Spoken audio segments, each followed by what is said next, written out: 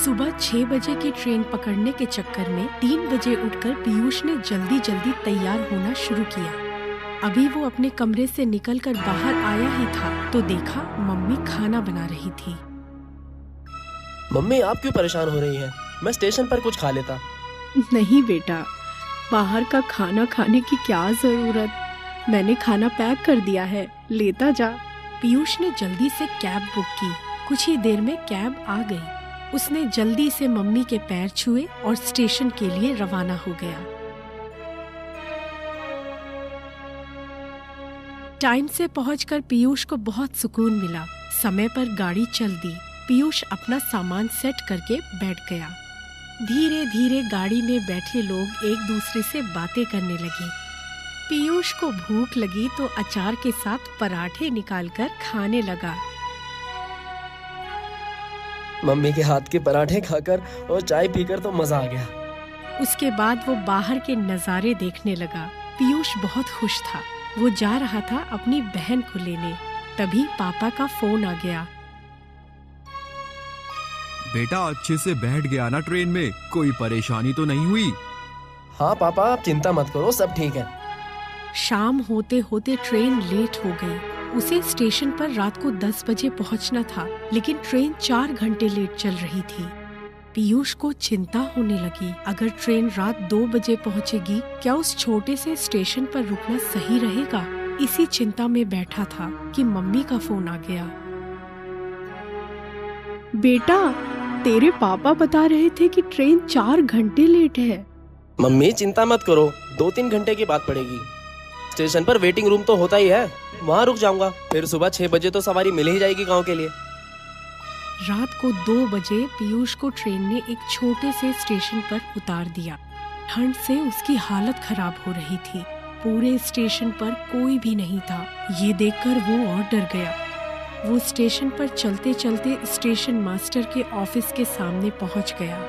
Sir, मुझे मुंगेर जाना है, यहाँ कोई सवारी मिल जाएगी क्या? अरे छोरे, तू कहाँ उतर गया इस स्टेशन पर? यहाँ कोई सवारी नहीं मिलेगी, सुबह ही टांगे वाला आएगा।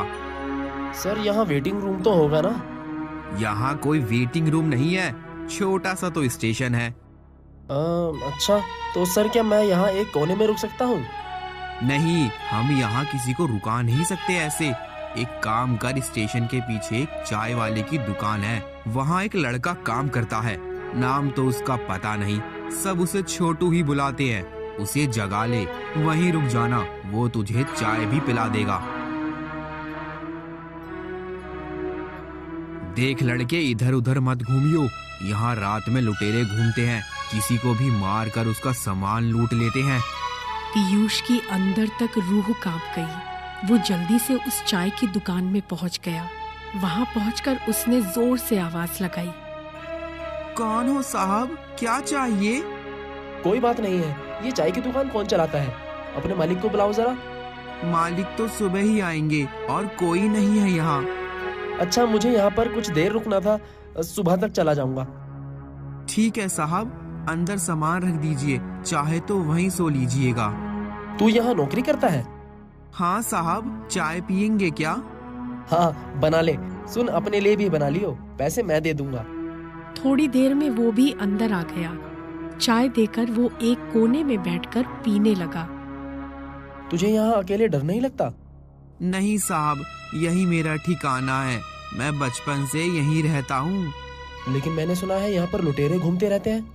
हाँ साहब, जब कोई नहीं मिलता तो यहीं आकर मुझे परेशान करते हैं चाय पीने के लिए।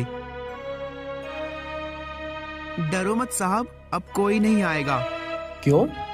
अब यहाँ कोई ट्रेन नहीं आएगी, सुबह ही गाड़ी आएगी अब। अच्छा, अपने बारे में कुछ बता, तेरा असली नाम क्या है?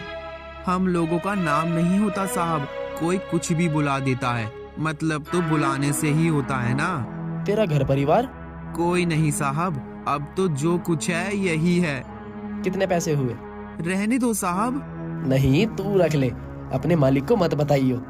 साहब, मैंने आज तक 1 रुपए की बेईमानी नहीं की, वैसे भी मैं पैसे का क्या करूँगा। तुझे ऐसा नहीं लगता कि यहाँ से कहीं चले जाना चाहिए?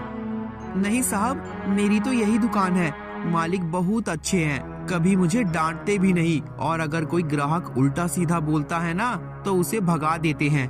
तुझे नहीं लगता कि पढ़ना चाहिए, स्कूल जाना चाहिए? साहब, हम जैसे लोग इन्हीं जगहों पर पड़े रहते हैं, यहीं बड़े होते हैं, फिर यहीं मर जाते हैं।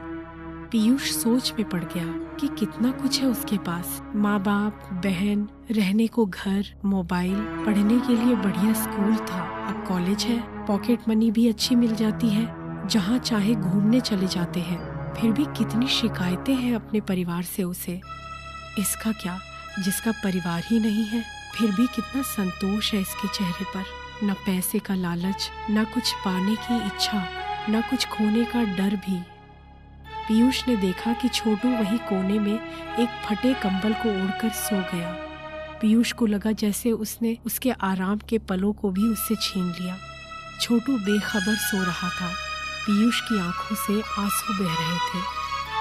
जिंदगी से कल तक कितनी शिकायतें थी, कितनी बार पापा से झगड़ा करता था बाइक के लिए, कभी दोस्तों के साथ घूमने के लिए, कभी आईफोन के लिए। क्या कभी सोचा कि मम्मी पापा ये सब कहाँ से लाएंगे? इसी सोच विचार में पीयूष की आंख लग गई। साहब, दिन निकल आया है, आपको सवारी मिल जाएगी। अगर मालिक आ गए तो गुस्सा करेंगे। पीयूष बाहर निकला तो देखा छोटू दुकान की सफाई कर रहा था। उसने छोटू को कुछ पैसे देने चाहे, लेकिन उसने मना कर दिया। साहब, अगर मालिक ने ये पैसे देख लिए तो इतने सालों से जो विश्वास वो करते आए हैं ना, वो टूट जाएगा। फिर मुझे रात को यहाँ रुकने नहीं देंगे। छोटे से बच्चे से जिंदगी का सबक सीखकर पीयूष तांगे में बैठकर अपनी बहन के घर उसे लेने रवाना हो गया। आज उसके मन में अपने माता पिता के लिए सम्मान बहुत बढ़ गया। अब उसे अपने सारे सुख फीके लगने लगे।